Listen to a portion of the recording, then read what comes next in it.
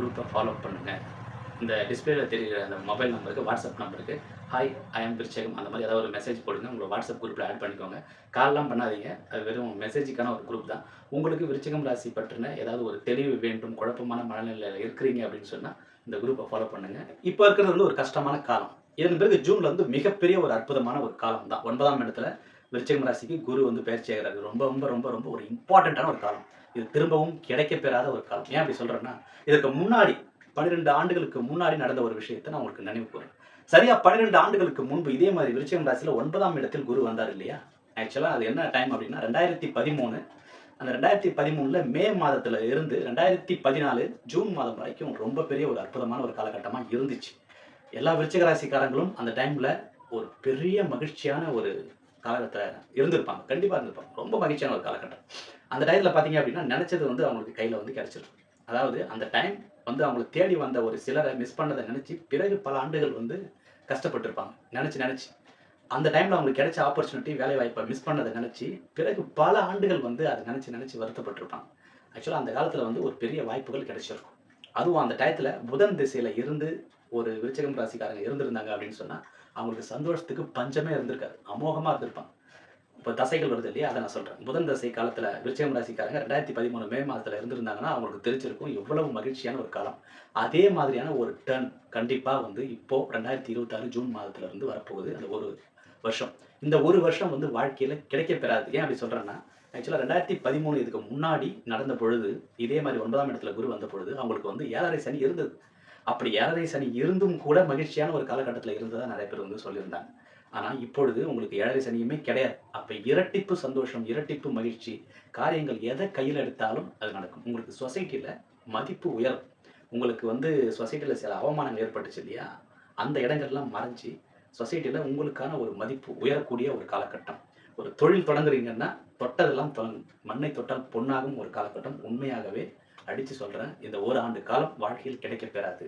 இதே மாதிரி முன்னாடி ஒரு டைம் நம்ம சொல்லியிருந்தோம். 2019ல் 6 கிரகங்களுடைய ஒரே நேர்கோட்டு அந்த செயல் வந்த பொழுது, இந்த கிரக பெயர்ச்சி வந்த பொழுது நம்ம சொல்லியிருந்தோம். 6 கோள்களும் ஒரே நேர்கோட்டில் இருப்பது விருச்சிகம் ராசிக்கு நல்லது அல்ல அப்படின்ட்டு. 2019 டிசம்பர் மாதம் அந்த கடைசி வாரம் மறக்க முடியாத ஒரு விஷயம் நடந்தது. 6 கிரகங்களும் ஒரே நேர்கோட்டில் இருந்தது. அதுல இருந்து சுமாரா ஒரு 6, 7 மாதங்கள் விருச்சிகம் ராசிக்கு நரகம்னா என்னன்னு பார்த்துருப்பாங்க.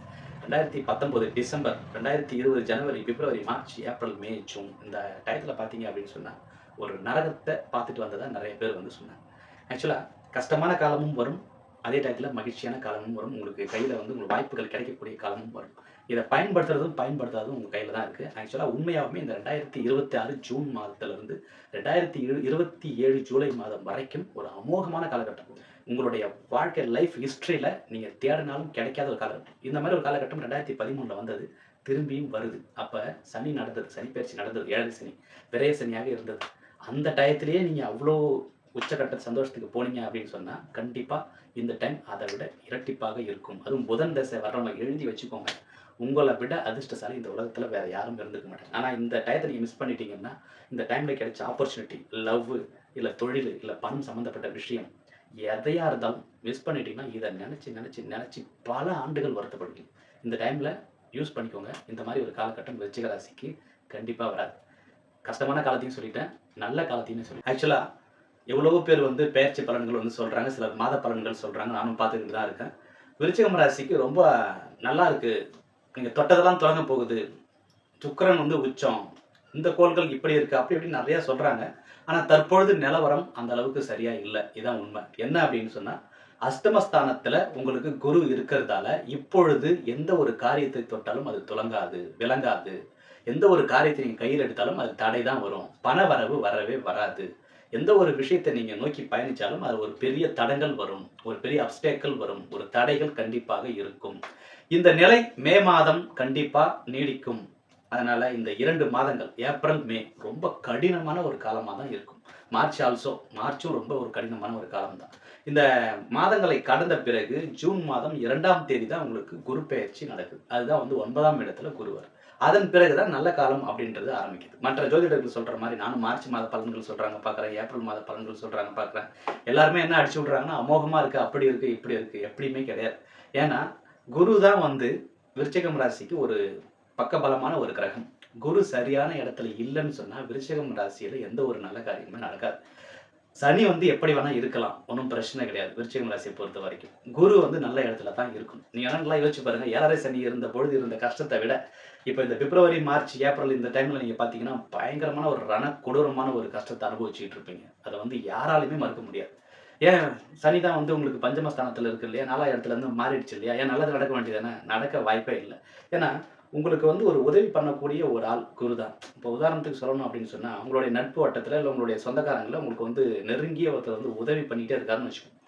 அவரு வந்து உடம்பு முடியாம இருக்கு. அவருக்கு வந்து ஆப்பரேஷன் பண்ணி ஐசியூ வார்டுல சேர்த்துட்டாங்க. இப்போ உங்களுக்கு யாரு ஹெல்ப் பண்ணணுமோ, அவங்க மறைஞ்சுட்டாங்க. அந்த இடத்துல இல்ல. அப்ப நீங்க யார்ட்ட போய் ஹெல்ப் கேட்பீங்க? நான் சொல்றது உங்களுக்கு புரியுதுங்களா? இது தெரியாம நெறைய ஜோதிடர்கள் என்ன சொல்றாங்கன்னா, அப்படி இருக்கு, இப்படி இருக்கு, அமோகமா இருக்கு. மார்ச் மாசம் அமோகமா இருக்குன்னாங்க. மார்ச் மாசம் ஃபுல்லா அவுட்டு. ரத்த கண்ணீர் தான் வந்தது எல்லாருக்கும். ஏப்ரல் மாசம் சொல்லுவாங்க. ஏப்ரல் மாசம் சுத்தமா உருப்படாது. மே மாசமும் அதே மாரி கஷ்டமான ஒரு சூழ்நிலை தான் இருக்கும். மே மாதம் இறுதி வாரங்கள்ல தான் கொஞ்சம் கொஞ்சமா ரிலீஃப் கிடைக்கும். ஜூன் மாதம் தான் குரு பெயர்ச்சி நடக்குது. அதுவரைக்கும் மிக, மிக, மிக கடினமான, கஷ்டமான ஒரு காலகட்டம் கடந்து தான் ஆக வேண்டும். சரிங்களா?